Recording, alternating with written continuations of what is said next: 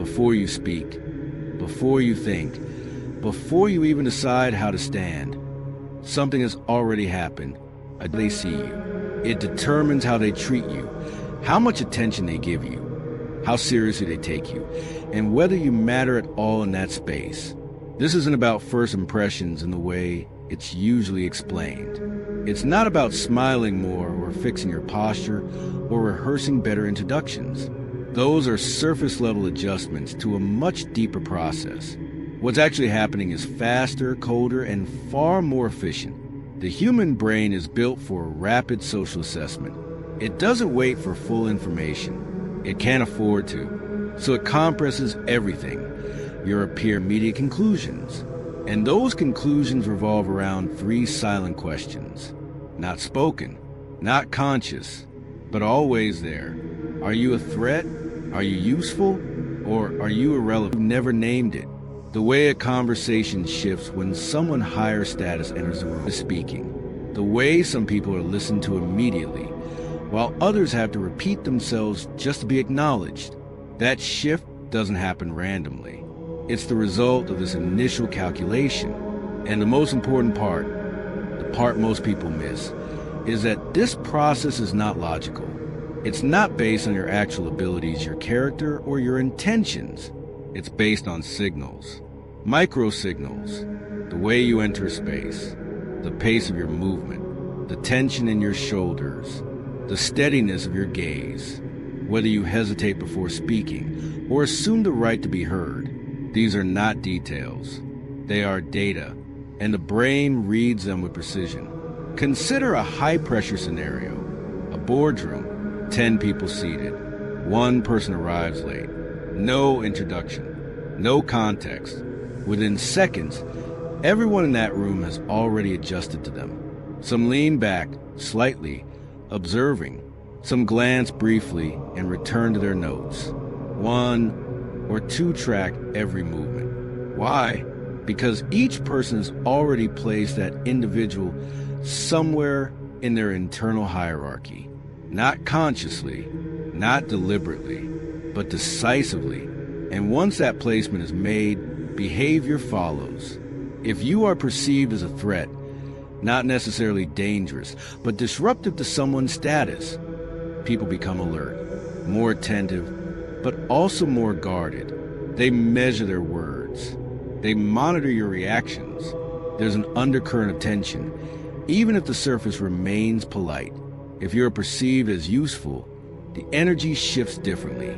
There's engagement, interest, subtle investment. People lean in. They ask questions. They remember what you say, not out of generosity, but because value attracts attention. And if you are perceived as irrelevant, something quieter happens. Nothing. No resistance. No engagement. Just absence. You are acknowledged, but not registered. Present, but not included in the mental map of what matters. This is where most people spend most of their time, and they rarely realize it, because irrelevance doesn't announce itself. It hides behind politeness. A nod, a smile, a brief response, but no real attention. And here's the part that changes how you move through every room from this point forward. This initial judgment happens before you have the chance to demonstrate anything real about yourself, before your intelligence is visible, before your competence is proven, before your personality has space to exist. You are being evaluated on incomplete data, and that incomplete data is enough. This is not a flaw in the system. It is a system. The brain is optimizing for speed, not accuracy. It prioritizes efficiency over fairness.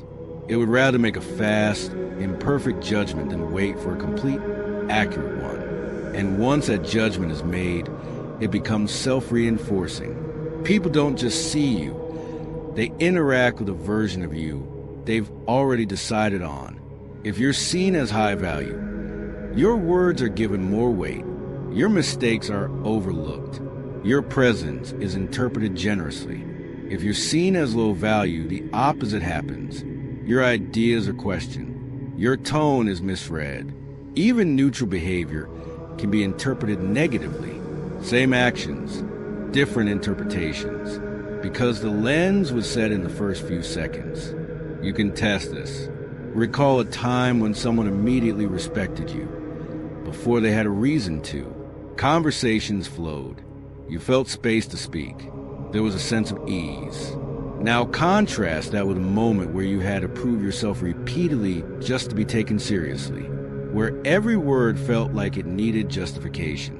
The difference wasn't your ability. It was your initial categorization. And once you understand this, something becomes clear. Most social outcomes are not decided during interaction. They are decided before it. What follows is simply the confirmation of a decision that has already been made. Which means if you're trying to change how people perceive you only through what you say, you're already late.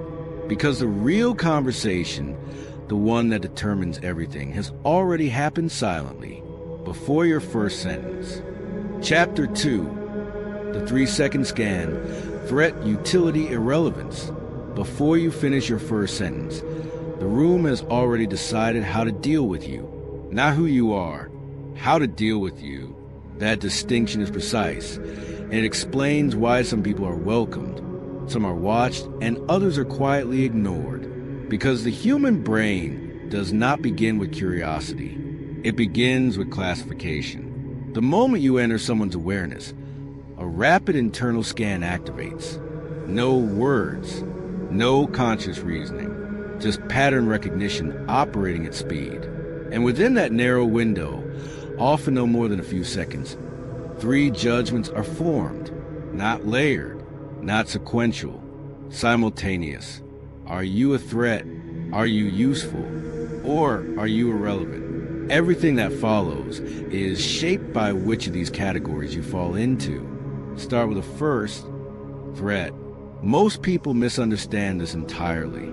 They associate threat with aggression or physical danger. But in social environments, threat is more subtle and far more common. It is about status. You become a threat when your presence disrupts someone else's internal position, when you signal competence they cannot match, confidence they cannot access, or control they do not possess. You do not need to say anything for this to register. In many cases, silence amplifies it. A composed posture, unforced eye contact, measured movement. These are not neutral signals. They suggest certainty. And certainty in uncertain environments destabilizes others. So the nervous system reacts, not with conscious thought, but with adjustment. Some people will lean in, engage you early, attempt alignment, reduce uncertainty by bringing you closer. Others will create distance, become polite, but reserved, observing for weaknesses, waiting for data that lowers your position. And a smaller group will compete, subtly, often indirectly. Interruptions, dismissals disguised as humor, shifts in tone that test whether your confidence holds under pressure. None of this is random. It is management of perceived threat, and it happens before language enters the interaction. At the same time, a second evaluation is running utility. This one is quieter, but just as decisive. The question is simple. What value do you represent in this context? Not in general, not in your full life, in this moment. Can you provide access to people, to information, to opportunity? Do you carry status that can be associated with? Do you offer emotional or intellectual stimulation? Are you someone who enhances the environment simply by being in it? The brain does not articulate these questions. It aggregates signals, clothing, but more importantly how it is worn, speech patterns, but more importantly timing and restraint. Social proof, often inferred from how others react to you. From this, a value estimate is formed, and then it is compared against cost. How much effort will interaction require? Will this person demand attention, reassurance, explanation? Will they complicate the environment or streamline it? If perceived value exceeds perceived cost, attention increases, conversations extend, opportunities open, subtly at first, then more clearly. If cost outweighs value, something else happens. You are not rejected directly. That would carry social friction. Instead, you are managed. Responses shorten. Invitations become less frequent. Engagement becomes polite, but minimal. Over time, access closes not abruptly, but completely. And this process is rarely visible unless you know what to look for. Which brings us to the third category, irrelevance. This is a default outcome, when neither threat nor utility registers strongly, and it is the most misunderstood. Irrelevance does not feel like exclusion. It feels like neutrality. People are courteous. Interactions are smooth. Nothing appears wrong, but nothing progresses. You are not challenged, not engaged, not remembered with precision. You exist in the background of interaction, present, but not influential. In high-stakes environments, this is often more limiting than being seen as a threat, because a threat at least commands attention. Irrelevance receives none. And here is where the system becomes more precise. These three judgments are not fixed labels. They are dynamic positions. You can enter a room as irrelevant and become useful within minutes if new signals emerge. You can be seen as useful and shift into threat if your competence becomes uncomfortable for others. You can even move from threat to irrelevant if your presence stops registering as impactful. The brain is updating constantly. Every glance, every response time, every shift in tone, all of it feeds a model, but the initial classification carries disproportionate weight. It sets the baseline from which all updates are measured, which means early signals are not just important, they are defining. Consider a familiar scenario. Two individuals enter the same environment with equal capability. One is immediately engaged, questions directed toward them, space given for their thoughts, subtle deference in conversation flow.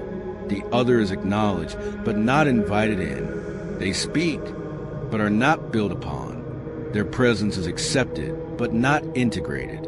Over time, the first individual appears more competent, more confident, more valuable. But the difference did not begin with ability. It began with categorization. And once that categorization took hold, behavior aligned supported. This is a quiet architecture behind most social dynamics. Not fairness, not merit alone. Perception formed instantly, then reinforced systematically. And here's the part that requires precision in how you think about this. This process is not personal. It feels personal because it affects you directly, but it is not driven by intention or character judgment. It is driven by efficiency. The brain is minimizing uncertainty, allocating attention, and protecting internal status, all at once. It does not wait for full information because it cannot. So it decides early, and then it looks for evidence to confirm what it has already decided, which means most people are not reacting to you. They are reacting to their interpretation of you, formed in seconds and rarely questioned afterward. Understanding this does not change the system, but it changes how you see it. And once you see it clearly, you begin to recognize that every interaction has two layers. The visible exchange, words, tone, expression, and beneath it, the silent calculation, classification, adjustment, positioning. Most people operate only on the surface. They respond to what is said. A smaller group recognizes a second layer. They watch how attention moves, how behavior shifts, how quickly someone is included or quietly set aside.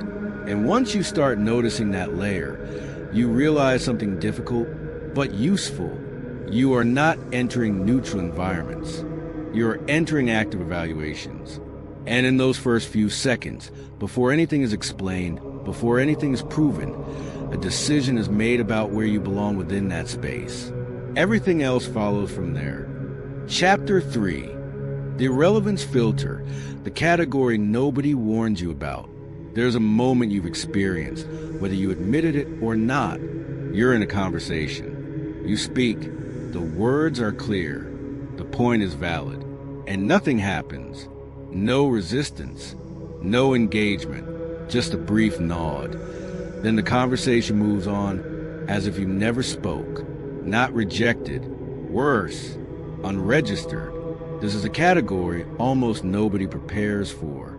Not threat, not value, irrelevance. And it is where most people are placed most of the time by most of the people they meet. Not because they lack intelligence, not because they have nothing to offer, but because they failed to trigger a response in the only window that mattered.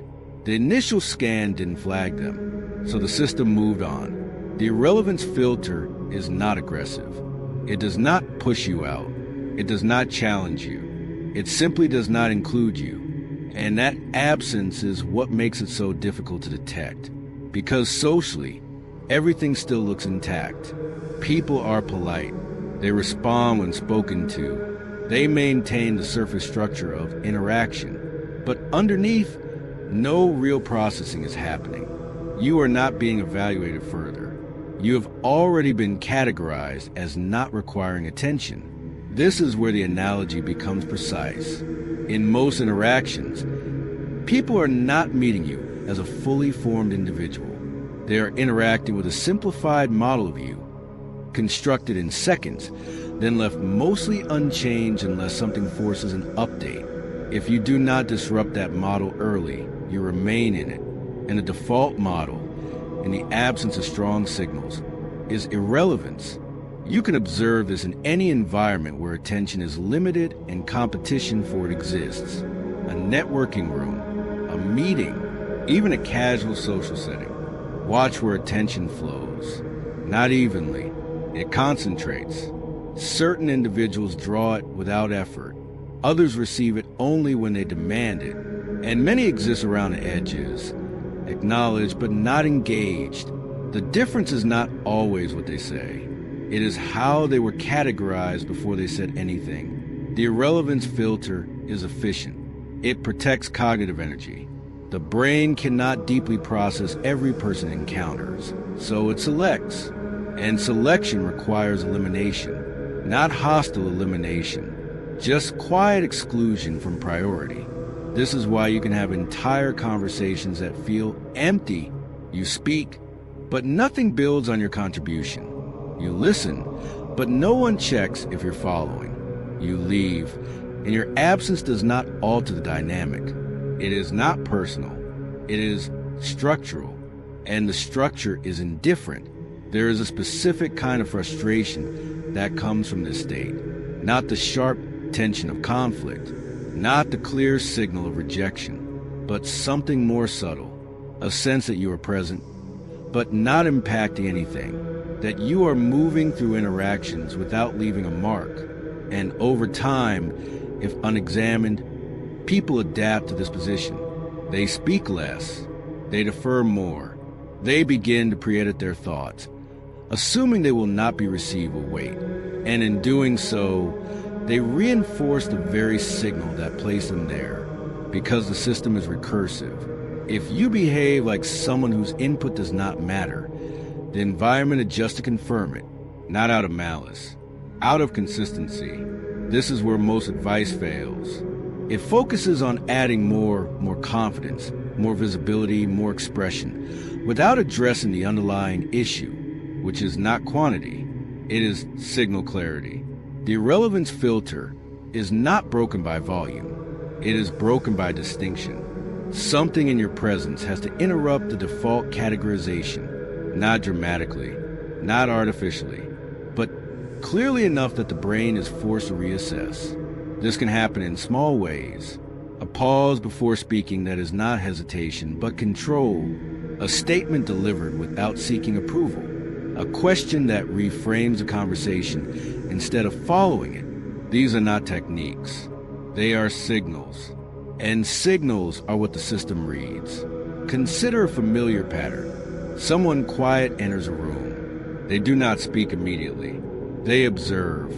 When they finally contribute, it is concise, precise, and shifts the direction of the conversation. What happens next? Attention recalibrates.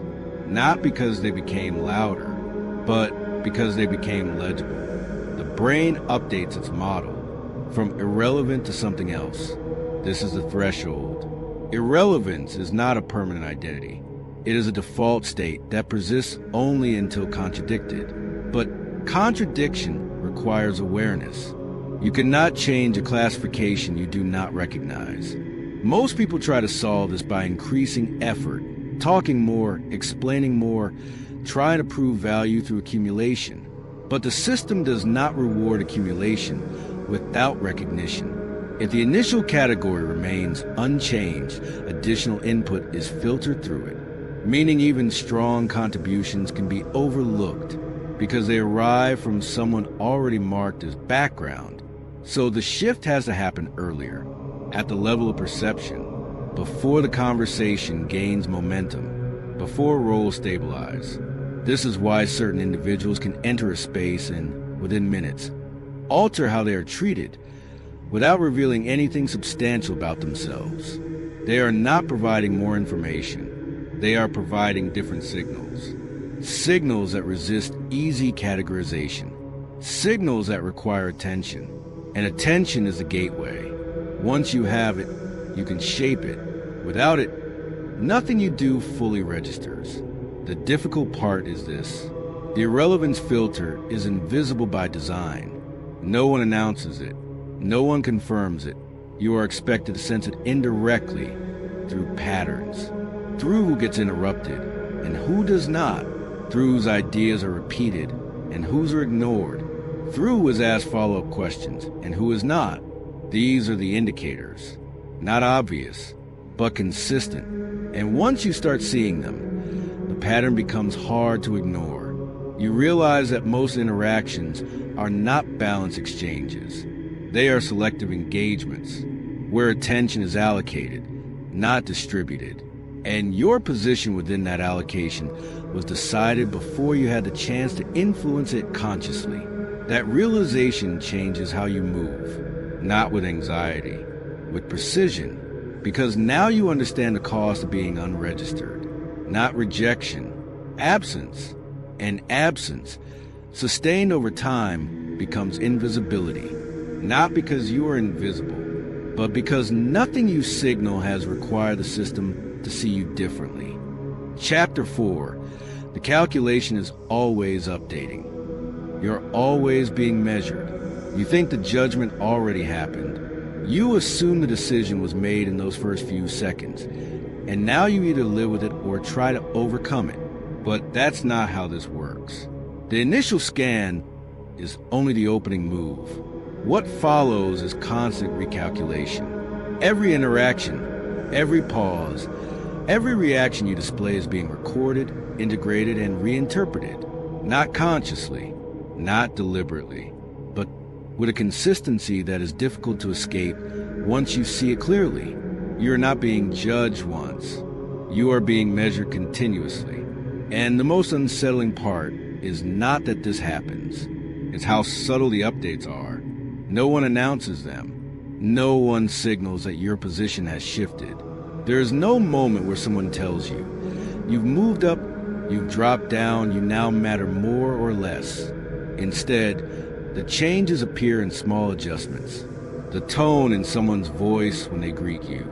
The speed of their response when you reach out. The difference between being invited early and being informed later.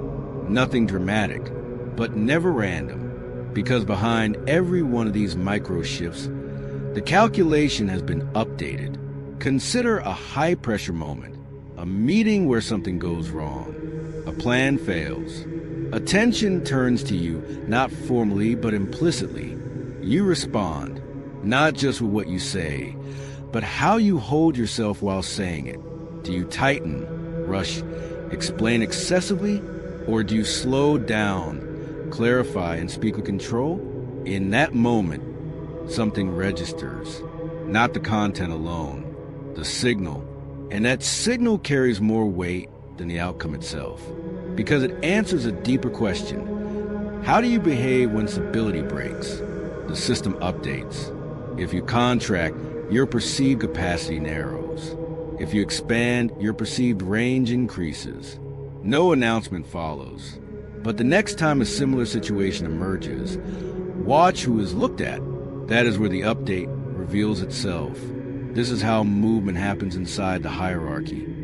Quietly, incrementally, often without your awareness, you can move from irrelevant to useful without a clear turning point, from useful to threatening without intending to, from respected to managed without understanding why. Because the shifts are not based on single events. They are based on patterns. Patterns of behavior under observation.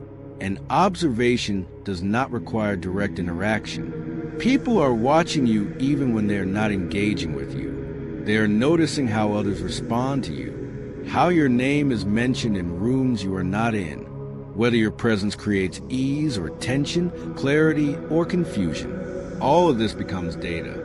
And the system integrates it continuously. There's a specific moment where this becomes undeniable. You encounter someone who once dismissed you, minimal engagement, limited attention. Then, after a period of absence or change, you meet again, and something is different. They listen longer. They ask more. Their posture shifts slightly toward you. What changed? Not the environment, not the context. The model they hold of you, somewhere through direct or indirect signals, the calculation updated, and now their behavior aligns with that new position. This is why consistency matters more than intensity. One strong moment can create attention, but repeated signals create repositioning. The system is not impressed by isolated displays. It is recalibrated by patterns it can rely on. If you demonstrate clarity once, it is noted. If you demonstrate it consistently, it becomes expected. And expectation is what shifts how people approach you before you even act. But there's another layer, one that most people avoid confronting. You are running the same system. Right now, without effort, you can think of people in your life and place them into categories. Those you respect, those you overlook, those you engage only when necessary. You may not use a language of threat, utility, or irrelevance, but the structure is identical. You respond faster to some messages. You invest more energy in certain conversations. You anticipate value from specific individuals while minimizing effort with others. You have built models of them, and those models guide your behavior, not because you are calculating in a cold or strategic way, but because your brain is optimizing the same way theirs is. This is what makes the system difficult to reject. It is not imposed from the outside. It is shared, a continuous exchange of perception and response, where everyone is both evaluating and being evaluated at the same time. And once you see that clearly, something shifts in how you interpret your experiences. You stop asking why someone treated you a certain way in a single moment, and you start asking what pattern led to that treatment. Because behavior is rarely about the immediate interaction. It is about the accumulated impression, built slowly, adjusted constantly, reinforced quietly. There is no fixed position in this system, only current positioning. And current positioning is always subject to change. But change does not come from force. It comes from signal, from the repeated, consistent expression of something that contradicts the existing model strongly enough that it can no longer be ignored. Until that happens, the system remains stable, even if you try to push against it, because it is not responding to your intention. It is responding to your pattern. And patterns are what define you here. Not once, but over time, always being measured, always being updated, whether you notice it or not. Chapter 5, The Invisible Hierarchy. You are ranked before you open your mouth. You haven't said a word yet, and still, the room has already decided where you stand. Not formally, not visibly, but with a level of agreement so consistent, it might as well be written somewhere. Because the moment you enter any social environment, a structure forms around you, an invisible hierarchy, and you are placed within it almost immediately. No introductions required. No credentials verified, just signals read, interpreted, and converted into position. You can watch it happen if you stop focusing on what people say and start observing how they behave. Who speaks without hesitation, who waits, who gets interrupted, and who doesn't, whose presence shifts the energy of the group, and whose presence barely registers. This is not random variation. It is hierarchy in motion, and it operates with precision most people never consciously notice, but constantly respond to. Within seconds, the group assigns relative weight to each person in the space, not permanent value, situational weight. Who carries influence here, who is central, who is peripheral. And once that distribution stabilizes, everything begins to align around it. Conversation flow, eye contact, turn-taking, even humor. A joke told by one person lands effortlessly. The same joke delivered by someone else falls flat, not because of timing, because of position. The hierarchy filters perception before content is even processed, which means by the time you begin speaking, you are not starting from zero. You are speaking from within a rank, and that rank shapes how your words are received before they are understood. This is why two people can say the same thing and produce entirely different outcomes. One is acknowledged immediately, expanded on, reinforced, remembered. The other is overlooked, spoken over, or worse, absorbed and repeated by someone higher in the structure. And when that happens, most people misread it. They think it's about communication skill, about clarity, about delivery. Sometimes it is, but more often, it's about where they were placed before they spoke. Because hierarchy precedes expression. It defines the conditions under which expression is evaluated. Now here's where it becomes more exact. Your position is not assigned based on what you claim. It is inferred from how you behave before you have anything to claim. The way you enter the space. Do you pause at the threshold, scanning, adjusting, waiting to be oriented?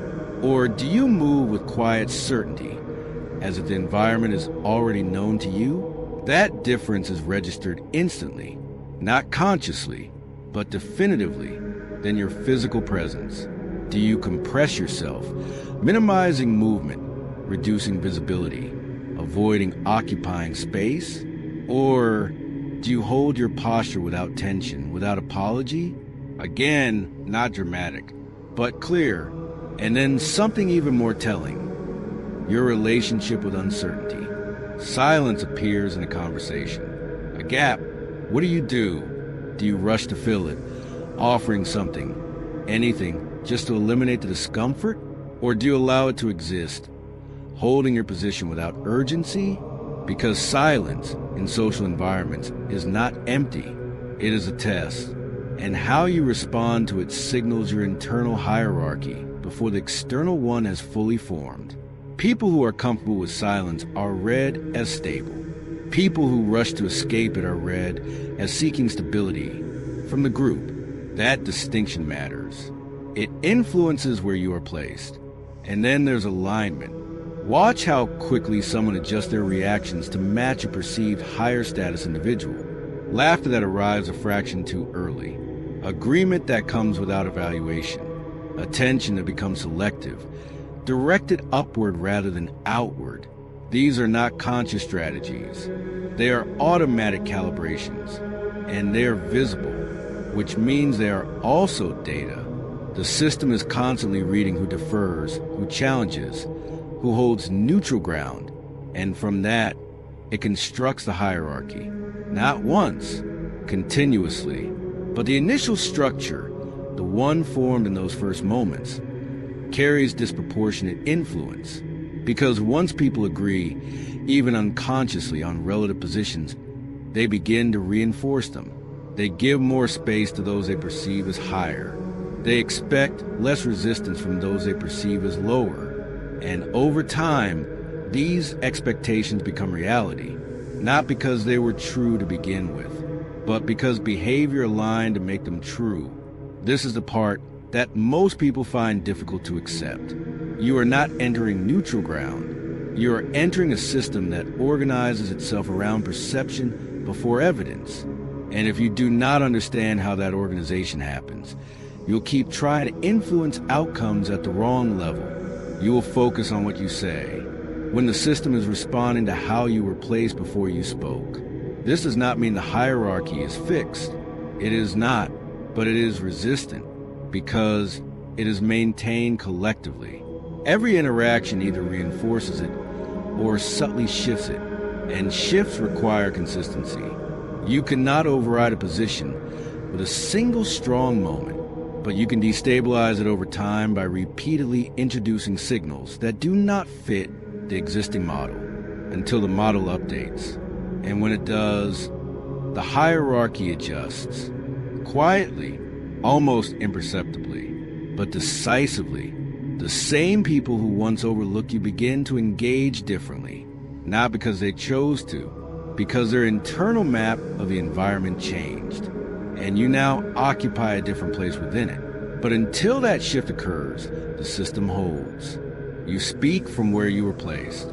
You are heard according to that position, and everything you do is filtered through it, which means the most important part of any interaction is not what happens after you begin. It's what was decided before you had the chance to. Chapter 6. What people are actually thinking based on where they ranked you. You can feel it before you can explain it. The same words land differently depending on who says them. The same room treats two people in completely different ways, and nobody acknowledges it out loud, because once the hierarchy is set, something else locks into place. A pattern of thinking, not visible, not spoken, but consistent enough that if you learn to read it, you can predict behavior before it happens. People don't think about you in a neutral way. They think about you relative to where they placed you. And from that position, 3 distinct internal narratives emerge. If you've been placed above them, their thinking shifts into calibration. They are watching you, not casually, carefully. They track what you react to, what you ignore, what seems to matter to you. They adjust their tone slightly when speaking to you. Their language becomes more precise or more agreeable, depending on what they believe earns approval in your presence. This is not submission in the obvious sense. It is strategic alignment. They are trying to reduce uncertainty by understanding you. At the same time, something more complex runs beneath that surface. Tension. Because hierarchy is not emotionally neutral. When someone places you above them, it creates distance, and distance carries cost. So while part of them seeks proximity, another part is quietly scanning for contradiction, a mistake, a hesitation, a moment where your certainty fractures, not out of malice, but out of balance. If they can find evidence that lowers your position, the system relaxes, the gap closes, the tension resolves. So their attention toward you is double-layered. Engagement on the surface, evaluation underneath. Now shift to the opposite position. If you've been placed below them, something quieter happens. Your presence stops requiring active thought. They are not analyzing you. They are not studying you. They are, in most cases, not thinking about you at all. This is where people misunderstand indifference. They interpret it as calm or neutrality or even acceptance, but it is closer to absence. Your input is processed quickly, then released. Your opinions do not anchor the conversation. Your reactions do not significantly alter their behavior. They are polite because politeness maintains social efficiency, but there is no investment behind it. And when you step outside the boundaries of that assigned position, when you interrupt, assert strongly, or claim attention that was not pre-allocated, the response is immediate but subtle, not confrontation, correction, a slight change in tone, a redirection of conversation, a dismissal framed as humor, enough to restore the original structure without creating open conflict, because hierarchies protect themselves quietly. They do not need to be enforced aggressively when everyone is already participating unconsciously. Then there is the most complex position, perceived equal. This is where most interactions that feel good actually sit, and also where the most tension hides, because equality in perception does not remove hierarchy. It stabilizes it. You are close enough in perceived value that neither of you can ignore the other, so attention increases. Engagement becomes real. There is genuine conversation, shared, even mutual respect. But beneath that, something else is running. Comparison. Constant, low level, often invisible comparison. Who is leading the conversation? Whose ideas gain traction? Who is deferred when decisions need to be made? And because the gap is small, every shift matters more. If you succeed, it is noticed immediately.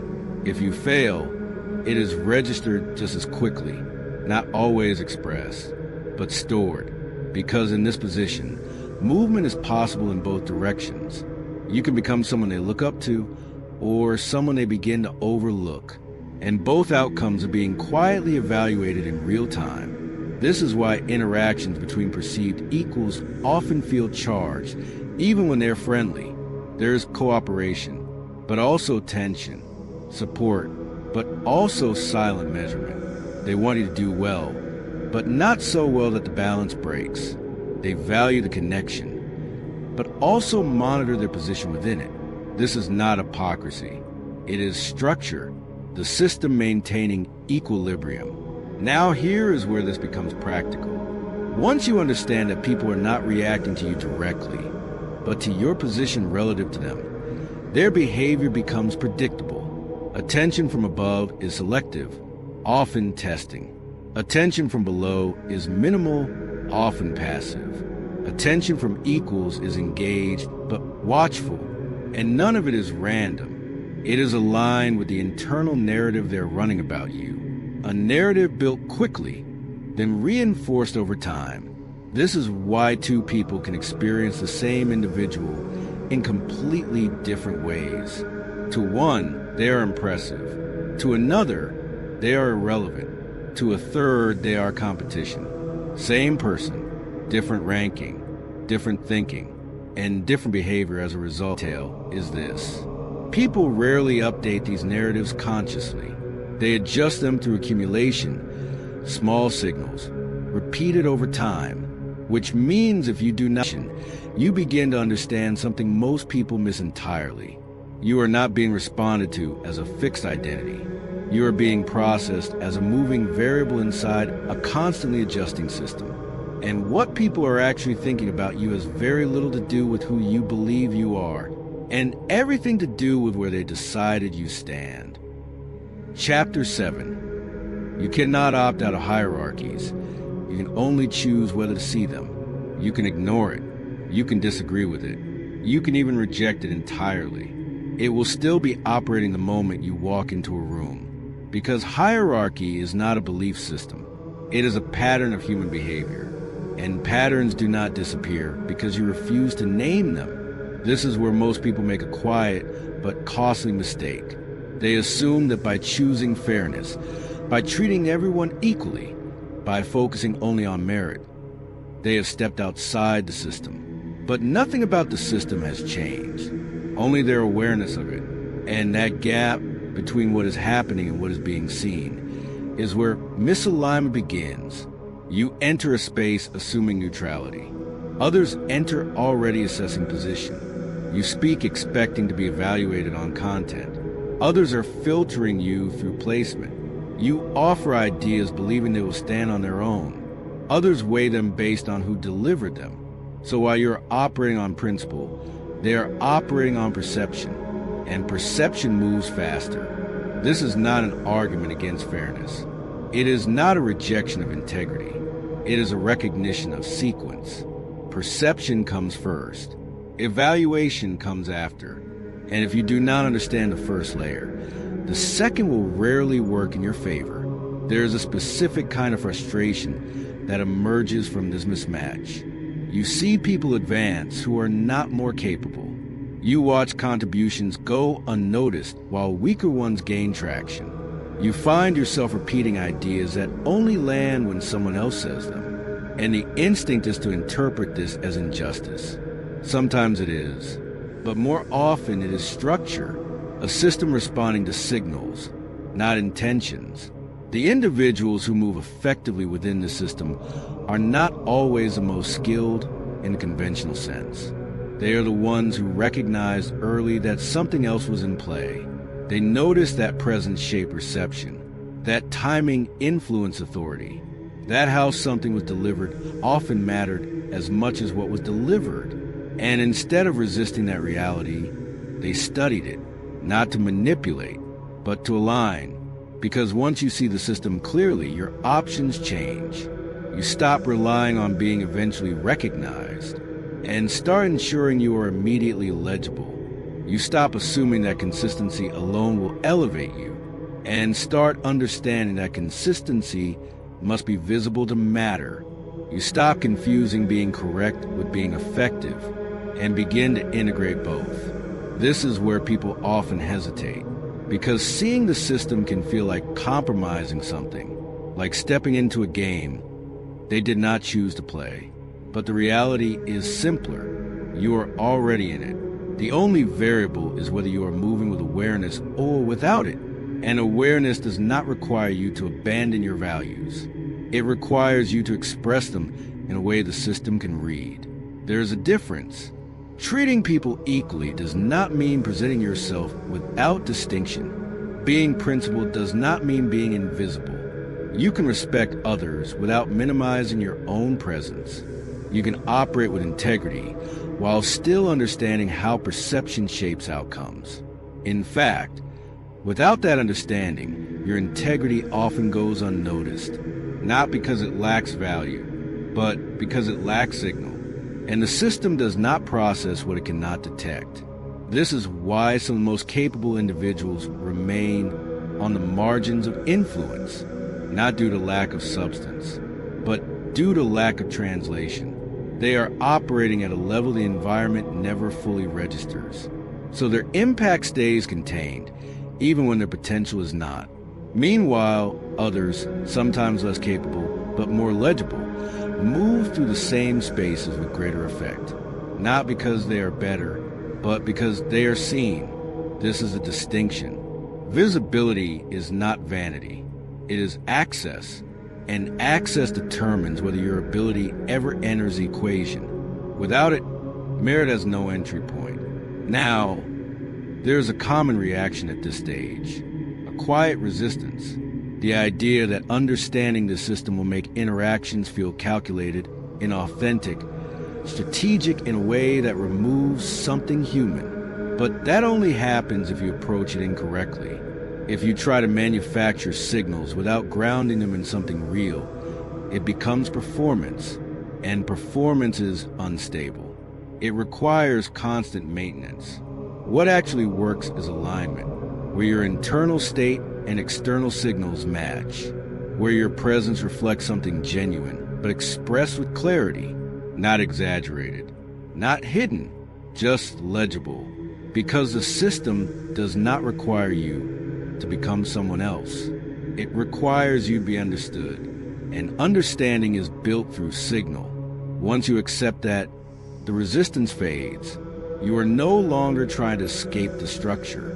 You are learning to navigate it with precision. And that shift from resistance to clarity is what changes how you move. You begin to see interactions differently, not as random exchanges, but as structured environments with underlying dynamics. You notice where attention gathers, where influence concentrates, where decisions are shaped before they are spoken. And instead of reacting late, you position early, not aggressively, deliberately, because you understand that opting out was never a real option, only a comforting idea. The system continues whether you acknowledge it or not. People continue to assess, to rank, to respond according to where they have placed you. And the only real choice available is simple: to see it clearly or to keep moving through it. Unaware of the forces that have been shaping your outcomes all along. Chapter 8. The Performance Adjustment. How people change around you based on your category.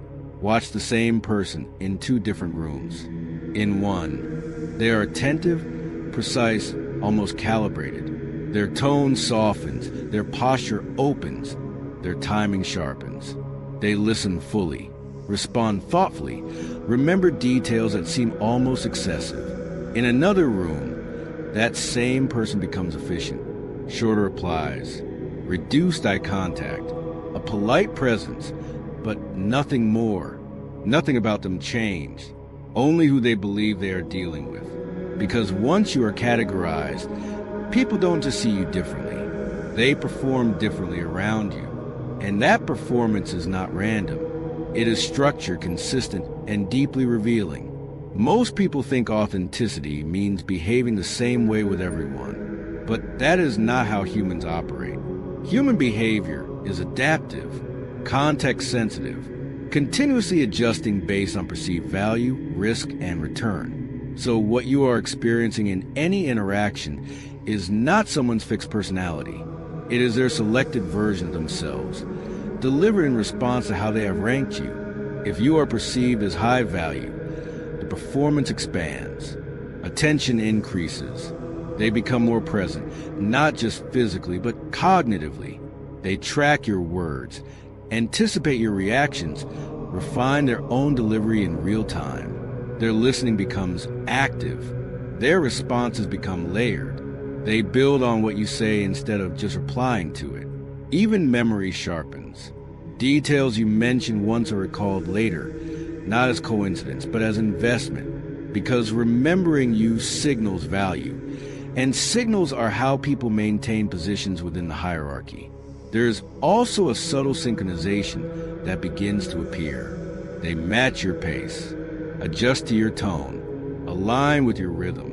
Not in an obvious or exaggerated way, but enough that the interaction feels smooth, almost frictionless.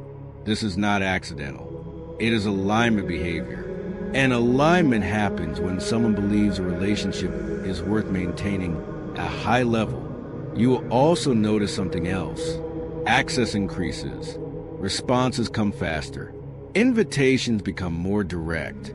You are included earlier in processes instead of informed after they have already begun. Not because rules changed, because your category did. Now shift to the opposite end. When you are perceived as low value, performance contracts, not rudely, not aggressively, just efficiently. You still receive responses, but they are shorter, less considered, delivered without depth. Eye contact exists, but does not hold. Agreement appears, but carries no real engagement behind it. And memory fades.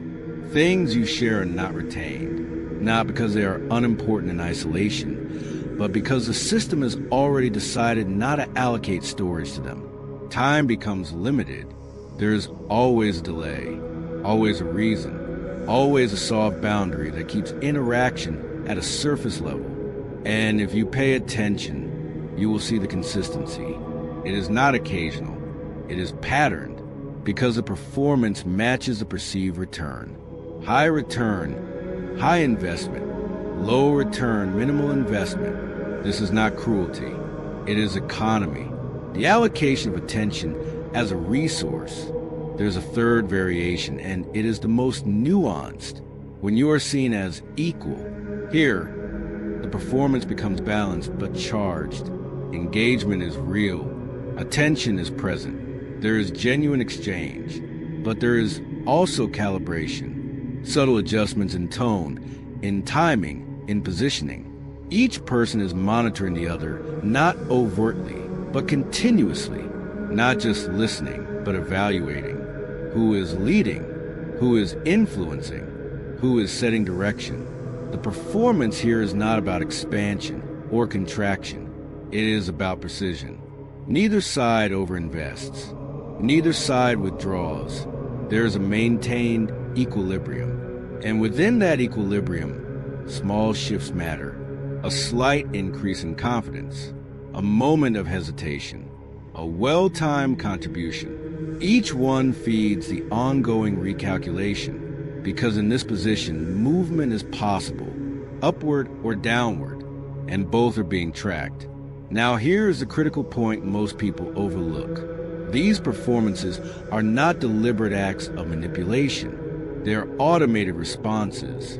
People are not sitting across from you, deciding consciously how much attention to give, how much warmth to display, how quickly to respond.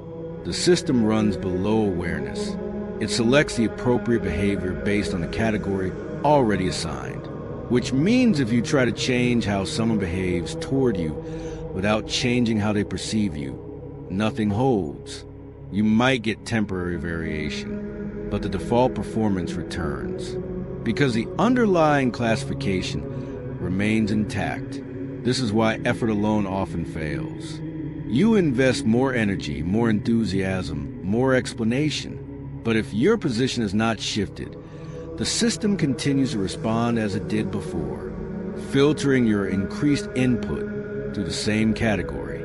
So the real lever is not behavior at the surface. It is perception at the base.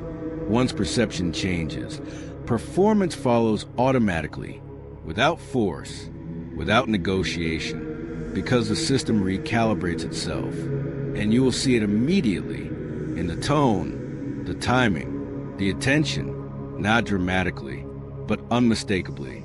This is where clarity replaces confusion. You stop asking why someone suddenly became more engaged, more responsive, more invested. You recognize that nothing sudden happened.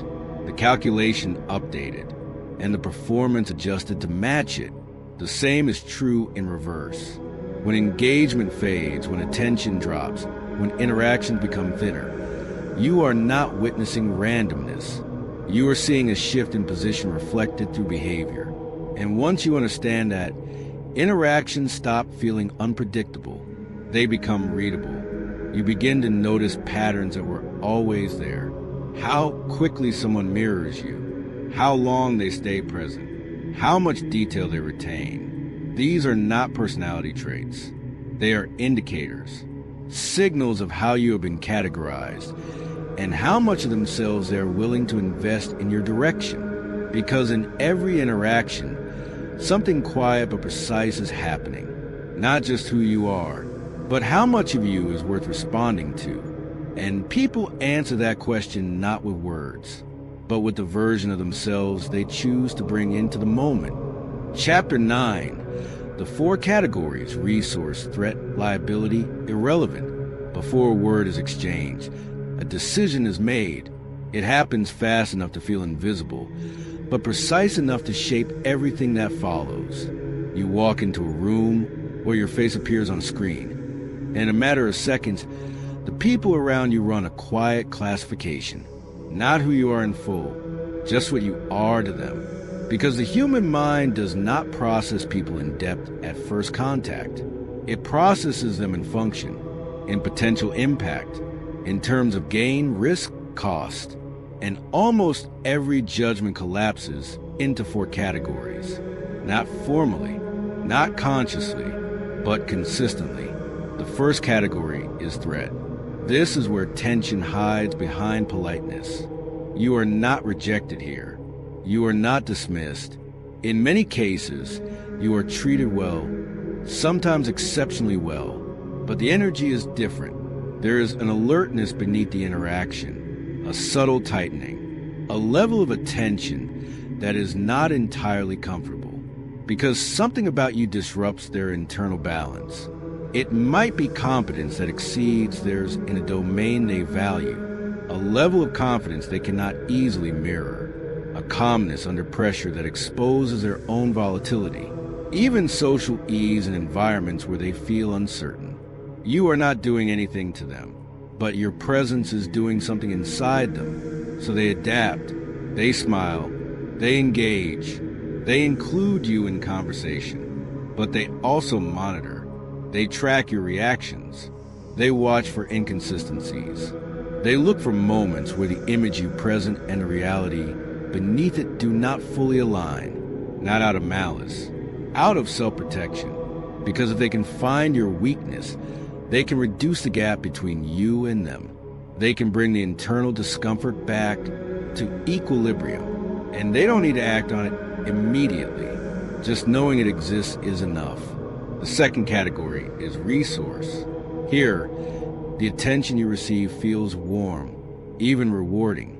People lean in. They listen. They respond quickly. They remember what you say. There is engagement. There is consistency. There is what looks like genuine interest. And often, parts of it are genuine. But the structure underneath is conditional. Because in this category, you are valuable for something specific. It might be tangible, skills, access, information, influence, or intangible. Your energy, your humor, your ability to make others feel significant without demanding the same in return. Whatever it is, there is a clear equation being run. As long as what you provide exceeds the cost of maintaining the connection, the relationship is sustained, sometimes even strengthened. You will notice effort. Messages are returned. Invitations appear. Your presence is requested. But observe carefully when the variable changes, when you are no longer providing at the same level, when access becomes limited, when your attention is no longer as freely available. The shift is rarely abrupt. It is gradual, polite, deniable. Response is slow. Engagement thins. The reasons become practical, reasonable, unchallengeable. Nothing explicit ends. It simply dissolves. And if you are not watching closely, it feels like confusion. But the structure remains consistent. The value changed, so the behavior adjusted. The third category is liability. This is the quiet distance that often goes unacknowledged. You are not disliked. You are not attacked. But you are not chosen. Something about you signals cost. Not necessarily something objective. Sometimes it is association. How being seen with you might affect their standing. Sometimes it is emotional, an energy that feels heavy, unpredictable, or demanding in a way they do not want to engage with. Sometimes it is perception alone. But once placed here, the pattern is stable. Interactions remain surface level. Courtesy is maintained. There is no overt rejection, but there is also no investment. No one reaches for you when it matters. No one brings you into opportunities that carry weight. No one defends you when your absence makes it easy to overlook you, because involvement feels like a risk, and the system is designed to minimize risk. You can be present in the room and still be excluded from what is actually happening inside it. And the final category is irrelevance. This is not hostility. It is absence. You are not processed deeply enough to trigger reaction. Your presence does not register as impactful, positively or negatively. Conversations continue around you without adjustment. Eye contact passes over you without anchoring. Your input, if offered, lands lightly and disappears quickly. There is no resistance here, but there is also no traction. And this category is more common than most people are willing to admit. Because in environments where attention is limited and stimuli are constant, most individuals do not receive detailed evaluation. They are filtered out early, not because they lack value in any absolute sense, but because nothing about the initial signal demanded further processing. Now here's the part that matters. These categories are not fixed identities. They are initial placements, but they are powerful because first placement shapes subsequent interpretation. Once someone has placed you in one of these categories, new information is filtered through that frame. If you are seen as a threat, your confidence reinforces it. If you are seen as a resource, your generosity confirms it. If you are seen as a liability, your attempts to engage can be interpreted as further cost. If you are seen as irrelevant, your contributions struggle to gain weight.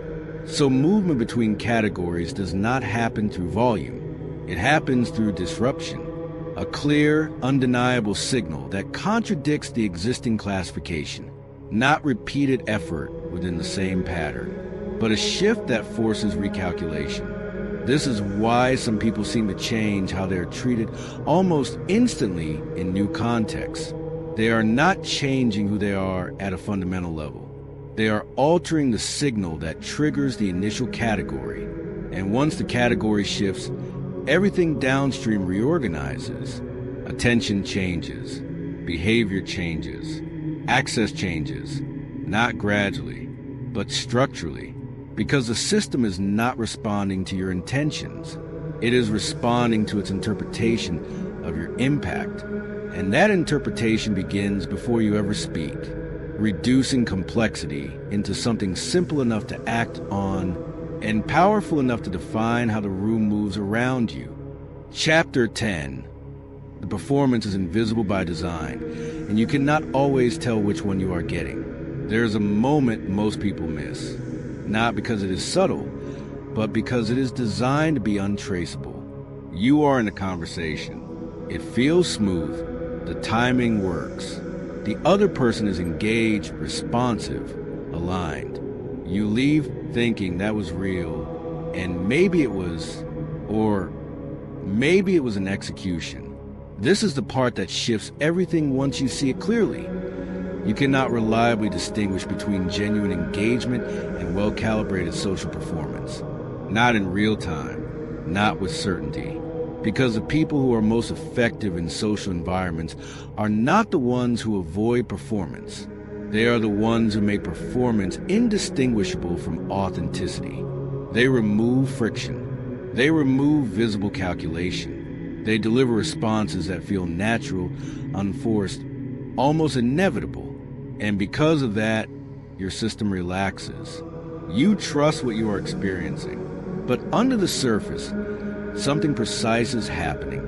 Every reaction you receive is filtered through an internal assessment you are not privy to. Every moment of agreement, every laugh, every expression of interest, each one may be genuine, or it may be selected. Selected because it maintains alignment, because it sustains access, because it preserves a position. And the difference between those two states is not visible from the outside. Consider the simplest example. Someone laughs at what you say. It lands well. The timing is right. The response feels proportionate. You interpret it as recognition. But there are at least two possibilities running in parallel. They found it genuinely funny. Or they recognize that responding with amusement reinforces your perception of value, and maintaining that perception benefits them. Both produce the same external signal. The same expression, the same tone, the same outcome, but the underlying drivers are different. Now extend that to agreement. Someone consistently aligns with your views, supports your perspective, mirrors your conclusions. It feels like resonance, but it can also be risk management, because disagreement carries cost. If you have been placed in a position where your approval matters, where alignment maintains access, then agreement becomes the most efficient strategy, not because they lack independent thought, but because expressing it may not serve their current objective. And again, the signal looks identical. Now consider absence, the delayed response, the postponed meeting, the polite explanation that sounds reasonable, even necessary. You accept it at face value, and often it is true. But sometimes it is allocation. You have been deprioritized, not explicitly, not declared, but quietly adjusted in the internal ranking that governs where attention flows. And the system is designed so that you cannot confirm which is which without cost. Because the moment you question the authenticity of the interaction, directly or indirectly, you introduce something that destabilizes the dynamic. You reveal uncertainty. And uncertainty in social environments is read as lowered positioning. So even if your question is valid, even if your doubt is accurate, the act of seeking clarity alters how you are perceived going forward, which means the answer you receive is now contaminated, not necessarily false, but no longer diagnostic of what existed before the question was asked. This is what makes the system self-sealing. You cannot verify it cleanly from within, and that is not a flaw. It is a feature, because social environments depend on a shared assumption that what is being expressed is at least broadly real. If every interaction carried visible calculation, if every agreement came with an explanation, every laugh with a disclaimer, every gesture with a stated intention, the entire structure would collapse under its own transparency. So the calculation remains hidden, not to deceive in a malicious sense, but to preserve function, to allow coordination without constant negotiation, to allow interaction without continuous exposure of motive. And the people who navigate this most effectively understand something that is rarely said out loud. They do not rely on what is said.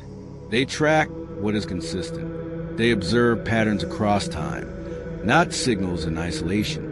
Because a single interaction can be performed perfectly, but patterns are harder to sustain without alignment.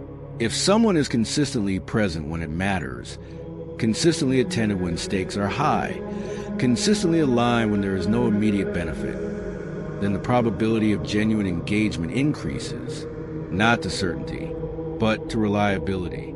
On the other hand, if the signals fluctuate based on context, strong engagement in one setting, minimal in another, fast responses when visible, delayed when private, then you are not dealing with a stable baseline. You are seeing adaptation. And adaptation tells you that performance is being selected based on environment, not necessarily who you are, but how you are being used within that moment. This is where most people make an error. They try to decode every signal. They analyze tone, timing, phrasing, searching for the definitive answer to a question that does not have one. Is this real or is this performed? But that question, while intuitive, is strategically weak because it focuses on intent you cannot access. A more precise question is different. What pattern of behavior does this interaction belong to? Because patterns can be observed, they can be measured, they can be responded to without requiring certainty about internal motive. And this shift from interpreting isolated moments to reading consistent behavior removes the need to guess. You stop chasing authenticity as a feeling. You start evaluating reliability as a structure. And with that, something stabilizes. You no longer need to know exactly what someone is thinking in each moment. You need to know how they show up across moments. Because in the end, the performance is not the problem. It is part of the system. The real question is whether the version of the performance you are receiving is consistent enough to build anything on, or variable enough that it only exists for as long as it serves a purpose you were never meant to see. Chapter 11. The only data that actually matters, behavior over time. If you had to remove all guesswork from human interaction, strip away tone, charisma, charm, and every persuasive surface, what would remain?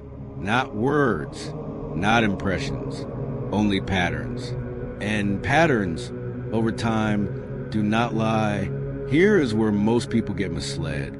They evaluate others in moments. A strong first impression, a powerful conversation, a gesture that feels unusually thoughtful. And in that moment, it feels conclusive. It feels like enough. But moments are where performance lives. Time is where truth reveals itself.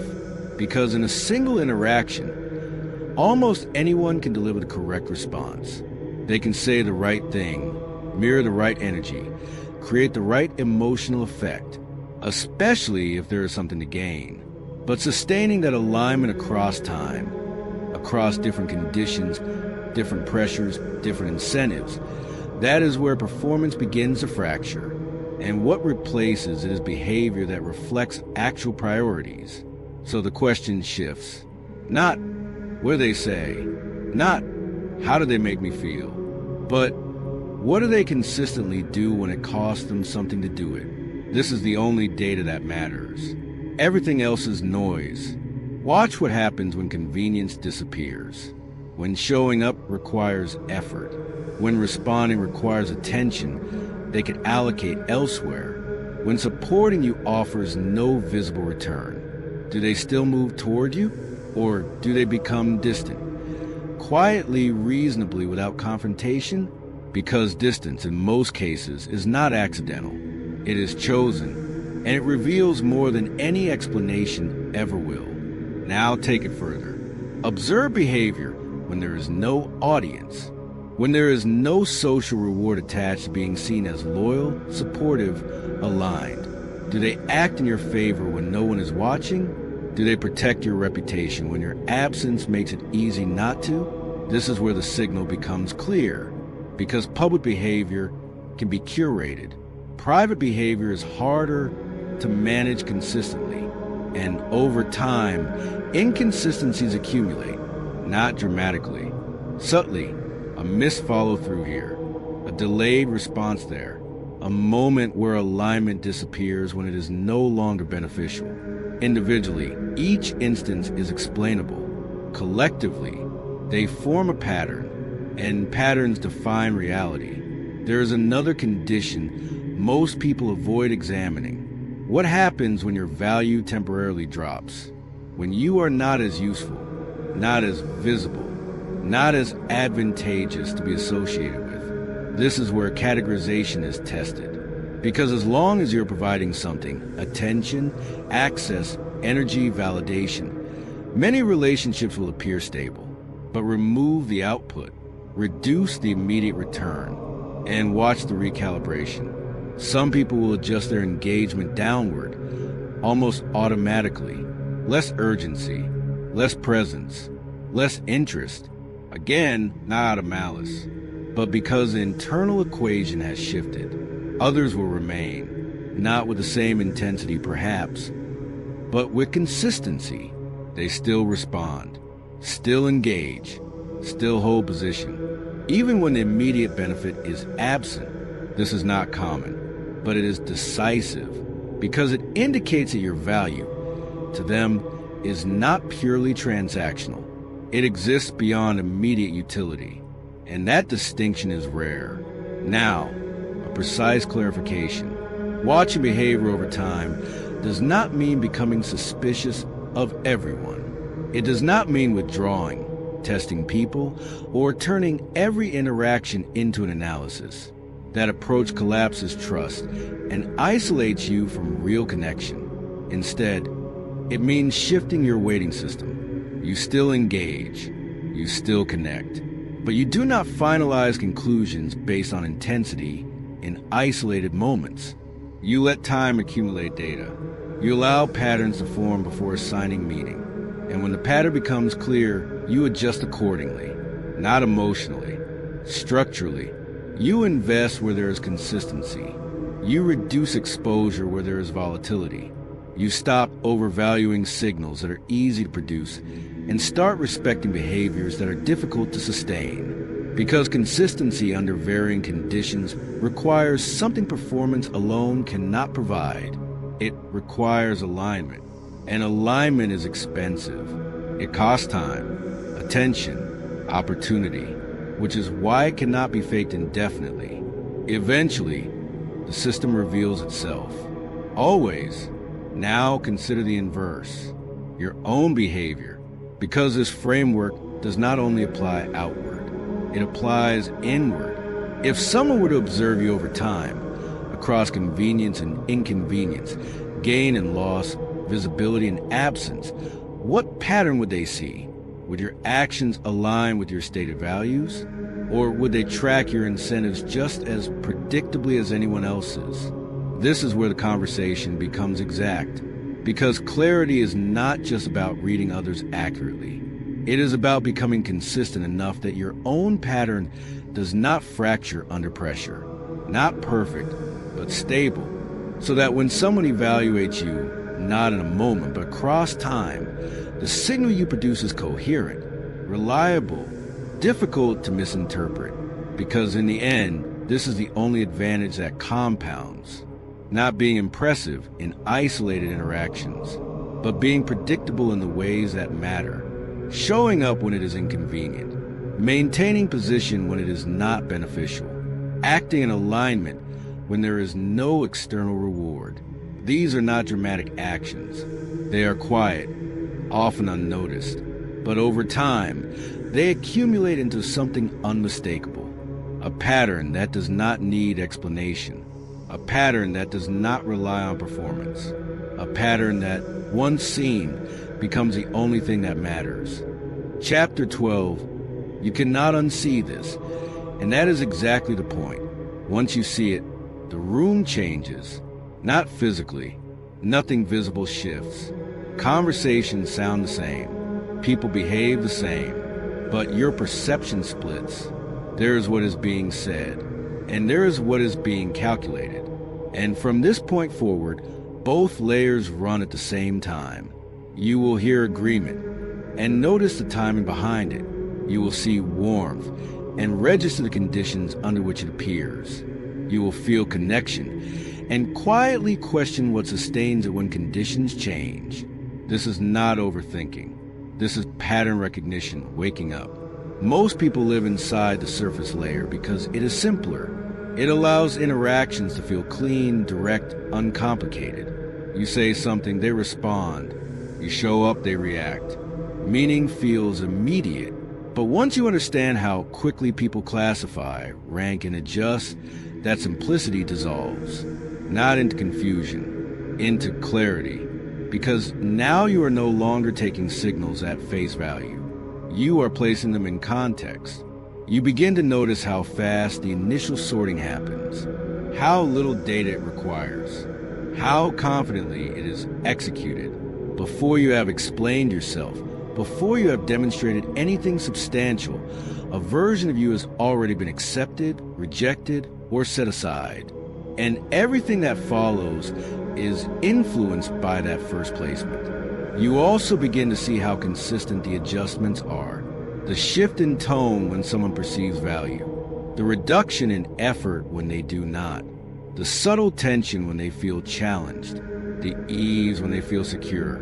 None of it random. All of it structured. And here is where most people take a wrong turn. They assume that seeing this clearly should make them distrust everyone. That awareness should collapse connection. That once you recognize the calculation, authenticity disappears. That conclusion is understandable, but it is incomplete because recognizing structure does not eliminate meaning. It refines it. Cynicism says, nothing is real. Clarity says, not everything is equal. There are interactions that are purely functional, efficient, transactional, limited to immediate exchange. There are interactions that are adaptive, shifting based on context, responsive to incentives, consistent only within certain conditions. And then there are interactions that hold under pressure, not perfectly, but reliably, where behavior remains aligned even when immediate calculation would suggest otherwise. Those are not obvious in the beginning. They do not announce themselves. They reveal themselves slowly, through consistency, through presence when it is inconvenient, through alignment when it is costly, through decisions that do not optimize for immediate gain. And without clarity, you cannot distinguish them. Everything feels the same. Everything is interpreted through the intensity of the moment. With clarity, the field separates. You stop confusing attention with investment. You stop confusing agreement with alignment. You stop confusing proximity with loyalty. And instead, you start weighing what actually persists. This does something subtle but important. It stabilizes you, because you are no longer dependent on interpreting every interaction perfectly. You are no longer trying to decode intention in real time, a task that is inherently unreliable. You shift to observing outcomes across time. You let patterns answer questions that single moments cannot. And because of that, your reactions become measured. You do not overcommit based on early signals. You do not withdraw based on isolated inconsistencies. You watch. You allow the structure to reveal itself.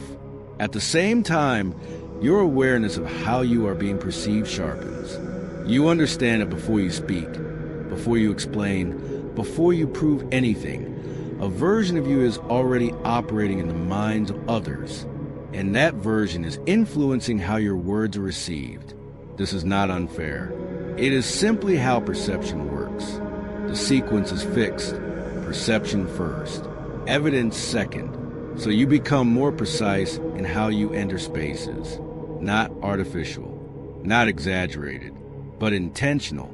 You understand that small signals, posture, pace, presence, timing, are not superficial details. They are inputs into a system that makes rapid decisions. And those decisions shape the environment you are about to operate in. At the same time, something else emerges, a certain restraint. You stop needing every interaction to be genuine in the idealized sense. You accept that performance is part of the system, that people adjust, filter, and manage themselves continuously, not because they are deceptive, but because coordination requires it. And once you accept that, you stop reacting emotionally to normal variation. You expect it. You account for it. You focus on what is stable underneath. This is where clarity becomes functional, not a lens for judgment, a tool for navigation. You move through environments with a different calibration, less reactive, more observant, less attached to immediate impressions, more anchored in accumulated evidence. And with that, something quiet shifts in your behavior. You become harder to misread, not because you are controlling every signal, but because your internal alignment reduces inconsistency. You are not performing one version of yourself in one context and another version in the next. You are operating from a stable base, and over time, that stability becomes visible, not instantly, but inevitably, because while perception is fast, correction takes longer, and consistency is what drives correction. So yes, once you see this, you cannot go back. You cannot return to taking interactions at face value alone. You cannot ignore the underlying structure, but that is not a loss. It is precision. You are no longer moving through social environments blind to the forces shaping them. You are seeing the system as it operates. And that does not remove uncertainty, but it removes illusion. And in a space where most people are reacting to what they hope is true, you are responding to what is actually happening with a level of awareness that changes how every room meets you and how you choose to meet it. Chapter 1. The first move was not telling you there was a game. Nobody announced the rules. No one gathered you in a room and explained that life operates inside systems designed long before you arrived. You were simply placed inside them. School, work, culture, expectations. Each one presenting itself as normal, natural, inevitable. By the time most people begin questioning anything, they're already deep inside a structure they never realized existed. That absence of explanation is not a small detail. It is the first move. Think about it carefully. If a game begins and one group understands the rules while another group believes there are no rules at all, the outcome is already tilted. One side studies a board. The other side moves randomly, interpreting outcomes as luck, talent, or coincidence. Most people spend years trying to understand why certain patterns keep repeating in their lives. Opportunities appear unevenly distributed. Certain individuals seem to navigate institutions effortlessly, while others struggle despite equal effort. Ideas that challenge existing systems rarely gain traction, while ideas that reinforce the system spread quickly and widely. At first glance, it all looks chaotic, random, personal. But once you step back, the pattern becomes harder to ignore. What if the outcomes you see around you are not accidents, but the natural results of a system functioning exactly as it was designed to function? This was the uncomfortable insight that shaped the thinking of Niccolò Machiavelli. Writing in a turbulent political world where power shifted constantly, he studied rulers, institutions, and human behavior with an unusual level of honesty. What he noticed was not just a visible struggle for power, but the deeper structures that quietly organized it. The most effective systems, he observed, rarely look like systems at all. They look like ordinary life. They look like traditions everyone accepts without questioning. They look like economic or arrangements people assume are permanent. They look like cultural narratives that define what success means and how it should be pursued. When something blends perfectly into daily experience, it stops feeling designed. It feels inevitable. And inevitability is powerful, because when people believe the environment around them simply is the way things are, they stop searching for the mechanisms behind it. Effort shifts inward. Individuals blame themselves for outcomes that are partly shaped by structures they cannot yet see. Someone loses an opportunity and assumes they lacked ability. Someone else rises quickly and believes it was purely merit. Both interpretations feel personal. Both feel logical. Yet both ignore the invisible architecture surrounding the situation. This is how large systems maintain stability without constant enforcement. They do not need to instruct every individual directly. They simply shape the conditions under which decisions are made. Imagine a chessboard where most of the pieces believe they are moving freely. They choose directions, make sacrifices, take risks. But the board itself defines what movements are possible. The boundaries, the rules, the positions, all of it quietly constrains a field of action. The pieces experience choice. The player experiences strategy. Once you begin to see life through that lens, familiar experiences start to look different. You may remember moments when a door seemed mysteriously closed despite your qualifications, or situations where someone with less apparent skill advanced quickly because they understood the unwritten rules of a particular environment. At the time, it might have felt unfair or confusing, but confusion often signals something deeper, a rule you were never shown. The absence of visible rules does not mean the game does not exist. It means the game is operating at a level most people were never encouraged to examine. That is why the first realization can feel slightly unsettling. When someone begins to recognize patterns behind everyday outcomes, it challenges a comforting assumption, the belief that everything happening around us is purely spontaneous. The truth is more complex. Human societies build systems to organize behavior, distribute resources, and maintain stability. Over time, those systems grow sophisticated. Incentives reward certain behaviors. Disincentives quietly discourage others. Narratives emerge that justify the arrangement. Eventually, the structure becomes so familiar that questioning it feels strange, even unnecessary. But structures do not disappear simply because they become familiar. They continue shaping outcomes whether we notice them or not.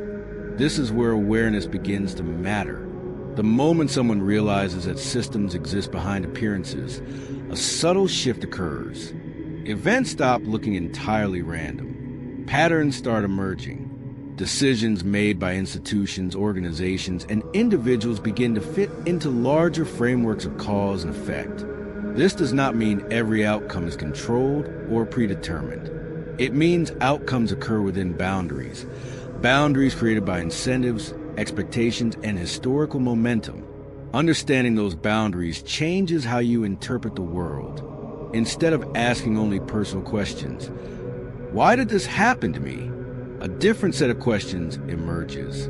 What conditions made this outcome likely? Who benefits when things unfold this way?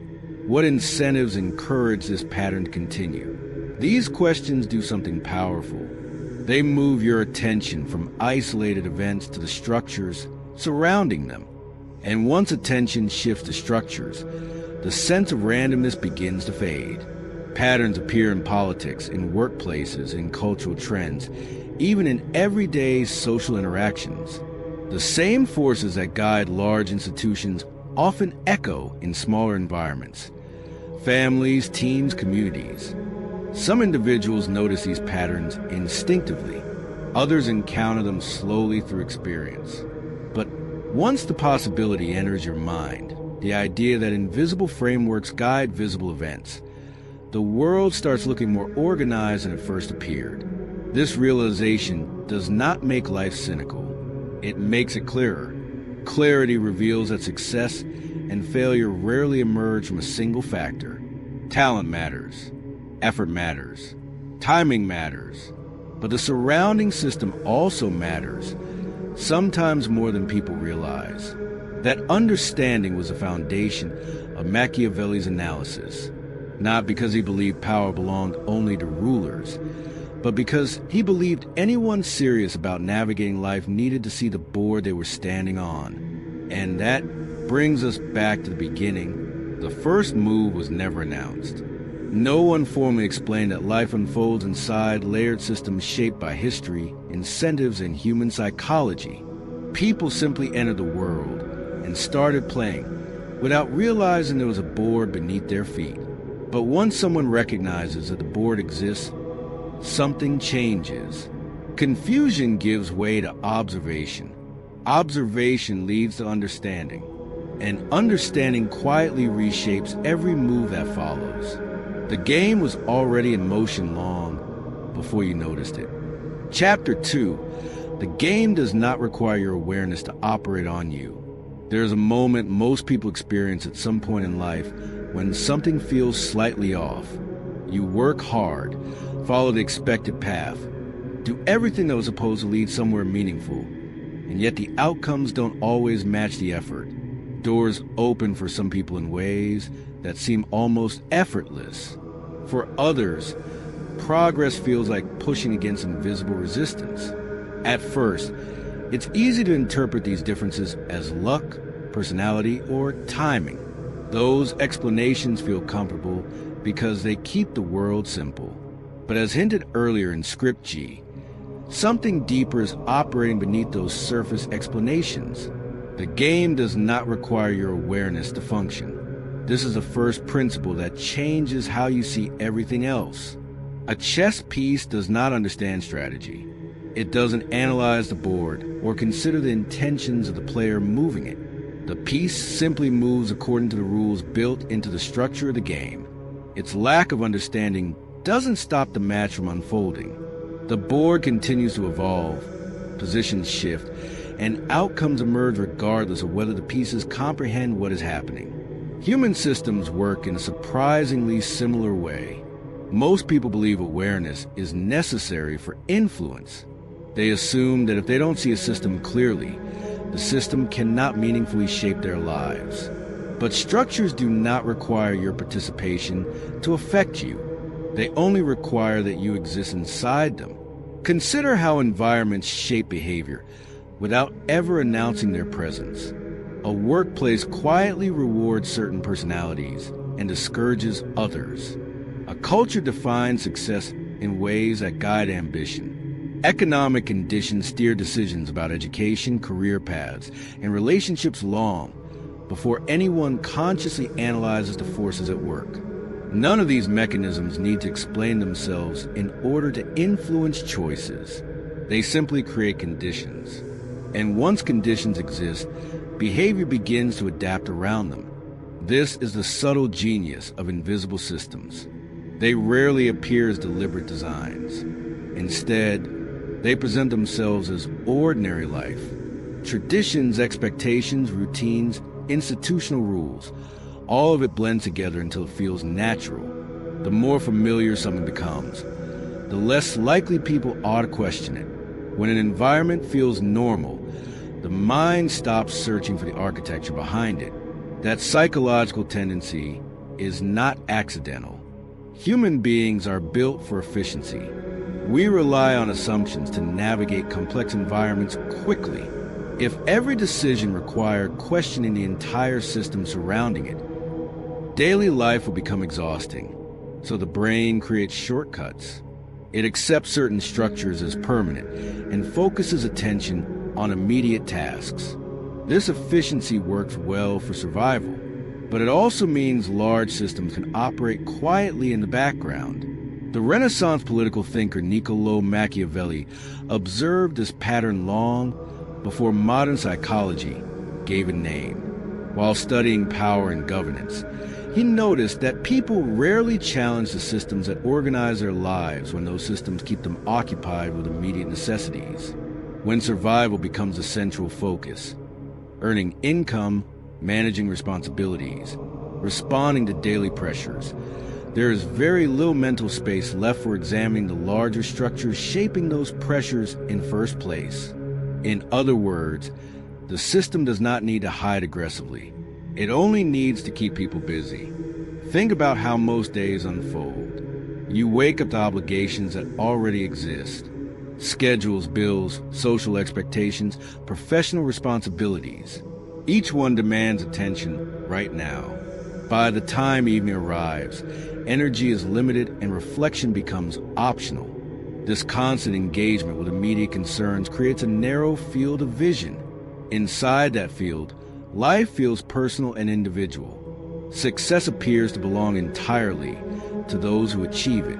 Failure feels like a personal flaw. Yet beyond that narrow focus lies a network of incentives and constraints quietly guiding the probabilities of both. Once you begin noticing those incentives, the environment starts revealing itself. Certain behaviors consistently produce rewards. Others trigger subtle resistance. Institutions favor particular ways of thinking. Cultural narratives elevate some ambitions while dismissing others. None of these patterns require central authority, directing them moment by moment. They emerge from structures built over time. Structures that continue operating long after their creators are gone. This is why invisibility is so effective. A visible system invites scrutiny. An invisible one becomes part of reality itself. If something feels as permanent as gravity, most people will never ask to design the rules surrounding it. They simply learn to navigate within its limits. Over time, those limits start to feel like the natural boundaries of life. But recognizing that the boundaries exist is the beginning of a different relationship with them. Awareness does not immediately change the system. It does not suddenly remove constraints or transform circumstances overnight.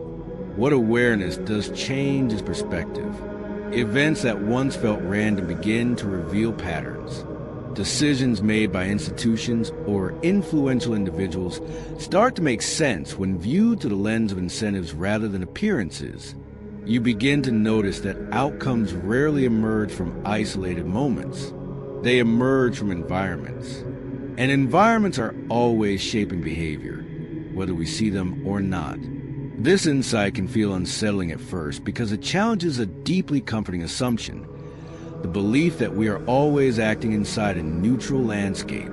But the reality revealed through observation is far more interesting. Human systems are dynamic fields of influence. They reward certain strategies. They discourage others. They amplify particular voices, while quietly reducing the reach of competing ideas. These patterns continue operating whether individuals recognize them or remain completely unaware.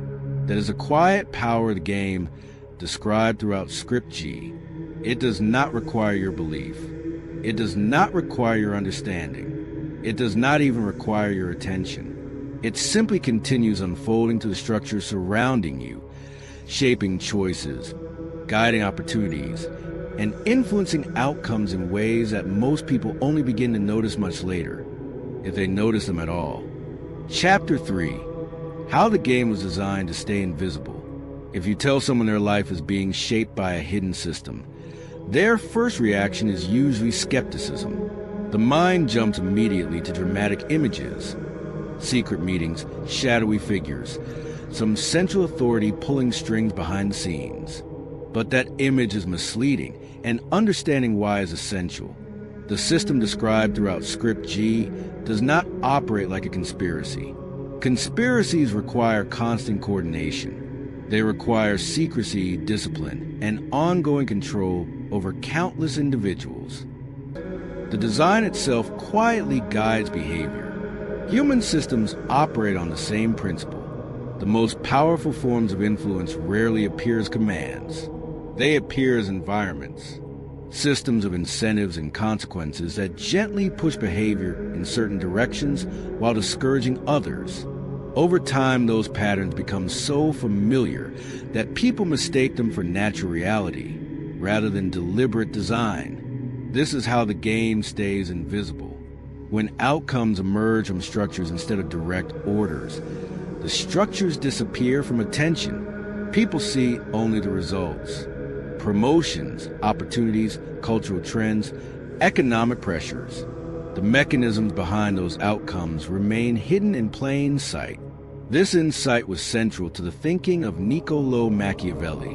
While studying the rise and fall of governments during the Renaissance, he noticed something striking. The rulers who maintained power the longest were rarely the ones who relied on brute force. Force attracts resistance. It creates enemies.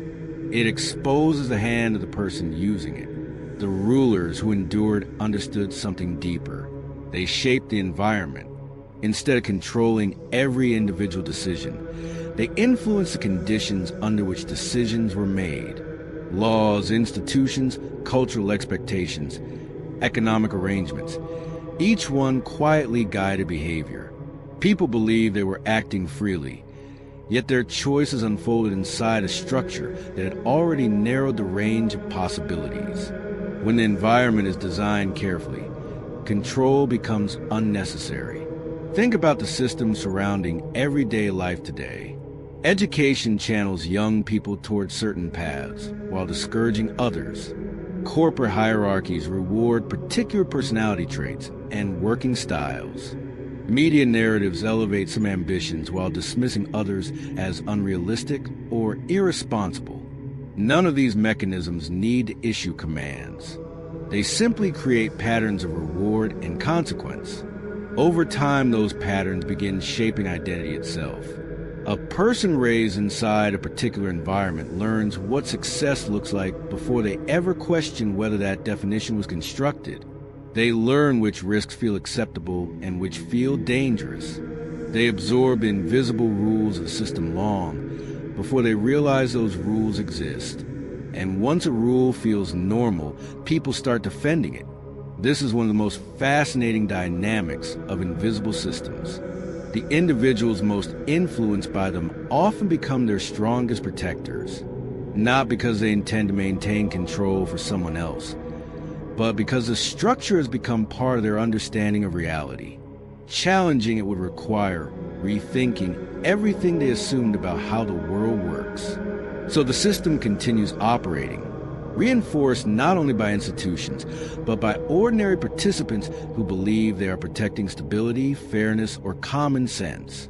This is why powerful structures rarely need constant intervention from those who benefit most from them. The environment does the work. Incentives guide behavior. Cultural narratives justify the arrangement. Social pressure discourages challenges that might expose deeper mechanisms. The result is a system that regulates itself. You see this pattern everywhere once you begin looking for it. Certain ideas spread rapidly through society because they align with existing incentives. Others disappear quietly because they threaten the structure those incentives support. No single authority needs to suppress them directly. The environment itself filters what survives. From the outside, everything appears spontaneous, but patterns repeat too consistently to be random. Careers follow predictable pathways. Industries protect their own interests. Cultural conversations move in cycles that reinforce the status quo more often than they challenge it. Each piece fits together like parts of a structure built slowly over decades. This does not mean every part of the system was designed by a single mind. Human societies evolve through countless decisions made by different individuals across generations. But certain people understand the mechanics of influence earlier than others. They recognize how environments shape behavior, and they build institutions accordingly. Once those institutions exist, the pattern continues. New participants enter the system and adapt to it without questioning the design. They learn the incentives. They follow the available paths. Some succeed, some struggle, but most remain unaware that the structure guiding their choices was built long before they arrived. That is the quiet brilliance of an invisible system. It does not feel like control. It feels like life. People wake up each morning responding to pressures that seem completely ordinary. Work responsibilities, financial realities, cultural expectations. Each decision feels personal and immediate, Yet behind those decisions sits an environment quietly shaping which options appear realistic and which feel impossible. The board is already arranged before most players even realize they are standing on it. And because the structure is patient, it rarely reveals itself all at once. Instead, operates slowly through incentives, habits, and assumptions that accumulate over time. By the time someone begins to question it, the patterns are already deeply embedded. That is why the game described in Script G is so difficult to recognize at first. Not because it is hidden behind secrecy, but because it is woven into the ordinary fabric of daily life. Chapter 4, Present Necessities, the most elegant mechanism of control. Imagine waking up tomorrow with no bills to pay, no deadlines pressing against your attention, no constant stream of responsibilities pulling your focus in every direction. Just space, silence, time to actually observe the structure of the life you're living. For most people, that scenario feels almost unrealistic, not because it's impossible in theory, but because the modern environment is built in a way that rarely allows it to happen. And that is where one of the most subtle mechanisms described throughout Script G begins to reveal itself. The system rarely controls people through obvious force. It controls them through urgency.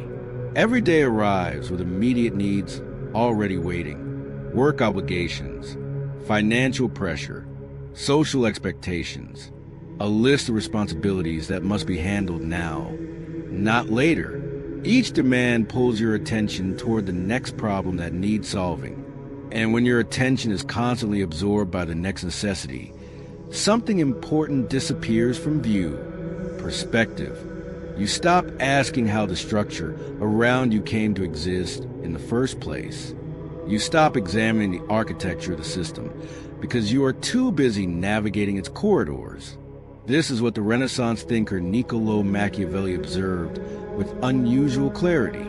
While studying power, he noticed that the most stable systems rarely rely on constant enforcement. They rely on conditions that keep people occupied with survival, progress, and immediate concerns. When life demands your full attention in the present moment, reflection becomes a luxury. Consider how this plays out in ordinary routines. A person wakes up early, rushes to work, spends the day responding to tasks that feel urgent and unavoidable. When evening arrives, energy is low. The mind seeks relief, not analysis. Entertainment becomes the easiest way to reset before the next cycle begins. Day after day, the same rhythm repeats. There is nothing unusual about this pattern. In fact, it feels completely normal. Yet that sense of normality hides something remarkable. A life filled with constant necessities leaves very little room for examining the systems that generate those necessities. You focus on paying bills rather than questioning why certain economic structures determine how bills exist in the first place. You focus on meeting expectations rather than examining who defined those expectations and what purpose they serve. You focus on coping with pressure rather than analyzing the environment that continuously produces that pressure. None of this requires deception. No one needs to stand in front of you and say, "Don't ask questions." The structure simply ensures that you rarely have the time, energy, or distance required to ask them deeply. That is why this mechanism is so effective. Force creates resistance. Obvious manipulation creates suspicion. But necessity feels legitimate. It feels unavoidable. When people are busy solving immediate problems, they assume the environment creating those problems must simply be the natural shape of reality. And so the system continues operating quietly in the background. Think of it like navigating a maze. When you are inside a maze, every decision demands attention. Turn left, turn right, find the next opening. Your mind is focused entirely on movement within the structure. From that perspective, the maze feels endless and confusing. But someone standing above it sees something completely different. From above, the entire structure becomes visible. The walls reveal their pattern. Dead ends make sense. Paths that once felt random suddenly form a design. The difference between those two perspectives is not intelligence. It is position. Most people live their lives inside the maze of daily necessity. They move quickly from one demand to the next, responding to conditions as they appear. Their decisions feel personal and immediate, even though the environment guiding those decisions was shaped long before they arrived.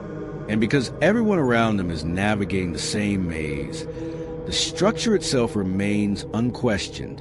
The pattern becomes culture. People begin measuring their worth by how effectively they respond to necessity. Productivity becomes a virtue. Business becomes a signal of importance. Rest, reflection, and distance from the system start to feel almost irresponsible. Over time, the environment reinforces itself. The more energy people invest in navigating daily pressures, the less likely they are to step back and examine the forces creating those pressures. The system doesn't need to hide its design aggressively. It simply fills life with enough activity to keep the design out of view. But here is where something interesting happens. The moment someone begins noticing the pattern, even slightly, their relationship to the system begins to change. They may still participate in the same routines. They may still meet the same responsibilities, but the automatic acceptance of those routines starts to fade. Instead of seeing daily pressures as isolated events, they begin recognizing them as pieces of a larger structure. They start asking different questions. Why do certain pressures repeat across so many lives? Why do particular institutions produce the same patterns generation after generation? Why do some environments reward endless urgency while discouraging reflection? These questions do not instantly remove necessity from life. Bills still exist. Responsibilities still demand attention. But awareness introduces a small but powerful shift. It separates you from the illusion that necessity is the entire story. You begin to notice that the system thrives when attention stays locked on the next urgent demand. The moment attention expands beyond that narrow focus, something changes. The maze is still there, but its shape becomes slightly clearer. And once a structure becomes visible, even partially, it stops feeling inevitable. This realization doesn't require rebellion or dramatic action. It begins with observation, a quiet recognition that constant busyness is not simply the natural texture of a meaningful life. Sometimes it is the most efficient way to prevent a certain kind of thinking, the kind of thinking that steps back from the corridor and begins studying the architecture of the maze itself. Chapter 5, The 4 Positions. Where are you on the board right now? Let's begin with a question that most people never stop to ask. If life is a game of structures, incentives, and invisible rules, where exactly are you standing on the board? Not in terms of status, not in terms of wealth or education. Those things can be misleading. The real distinction lies in how clearly a person sees the system they're living inside and what they do with that awareness. When you observe the patterns of power closely enough, 4 positions begin to emerge. These positions are not permanent identities. They are states of awareness and behavior. People move between them over time, sometimes without even realizing it. Understanding them is the first step toward understanding your own relationship with the game. The first position is the unconscious piece. This is where the majority of people exist, and not because they lack intelligence or ambition. Quite the opposite. Many unconscious pieces are highly capable individuals who have learned how to operate effectively within the environment around them. They study the rules they are given. They work hard. They pursue advancement. They build families, careers, and reputations. Their life feels like a sequence of personal choices and individual outcomes. Success appears to be the result of effort. Failure appears to be the result of insufficient effort. The system itself remains invisible. This invisibility is what makes the position so stable. When someone believes the rules of their environment are simply the natural order of the world, they do not question them. In fact, they often defend them. They pass those rules on to others as advice, wisdom, and life lessons. Work hard. Follow the path. Do what works. None of these ideas are necessarily wrong, but they operate entirely inside the system's boundaries. The unconscious piece becomes deeply skilled at playing by the rules while never asking who wrote those rules or why they exist. In this way, the system quietly reproduces itself through the people living inside it. Then something shifts for a smaller group of individuals. They begin to notice patterns. This is the second position, the conscious piece. A conscious piece can sense that something larger than individual effort is shaping outcomes. They notice recurring structures inside institutions. They observe that certain behaviors are rewarded again and again, while other forms of thinking quietly disappear from the environment. At first, this awareness can feel empowering, but it often becomes uncomfortable very quickly, because seeing the system does not automatically grant the ability to navigate effectively. A conscious piece understands that the board exists, but they have not yet learned how to move across it strategically. This creates a strange psychological tension. Part of them wants to challenge the structure. Another part feels trapped inside it. They oscillate between clarity and frustration, moments when the architecture of power feels obvious, followed by moments when navigating everyday life requires temporarily ignoring that clarity. It is an uneasy place to stand. The Renaissance political thinker Niccolò Machiavelli believed awareness, without strategy, was a fragile position. Seeing the game matters, but it does not change outcomes unless it is paired with the ability to act deliberately within the environment, which leads us to the third position, the unconscious player. This individual is often mistaken for someone who simply got lucky. Their career advances smoothly. Their influence grows. They seem to move through institutions with unusual ease. But what appears effortless is usually instinct. An unconscious player has absorbed the rules of the system so thoroughly that they operate by them automatically. They recognize they do it. Many would struggle. They simply know. This instinctive fluency allows them to win inside the system consistently. Yet it also carries a hidden vulnerability. Because when someone succeeds through intuition alone, they may not fully understand the mechanics behind their success. And systems do not stay static forever. Instant power shifts. Cultural values transform. When the environment changes dramatically, instinct alone may not be enough. The unconscious player who once navigated the system effortlessly can suddenly find themselves disoriented. The rules they mastered have quietly moved. Which brings us to the final, the conscious player. This is the rarest place on the board. A conscious player sees the structure is shaping, but unlike the conscious piece, they do not remain stuck in observation. They study the incentives built into institutions. They recognize how influence travels through networks. They analyze the patterns that determine which ideas rise and which disappear, and then they act accordingly. A conscious player does not waste energy pretending the system does not exist. They also do not waste energy resenting it endlessly. Instead, they treat it as an environment to be understood. They pay attention to leverage. They notice timing. They recognize that power rarely moves in straight lines. It flows through relationships, perception, and right now. Chapter 6. The Unconscious Piece. Why intelligence alone does not set you free. There is a dangerous assumption many intelligent people carry without realizing it. They believe that intelligence influence from systems quietly shaping their lives. It does not. In fact, intelligence can make someone more deeply embedded inside a system rather than less.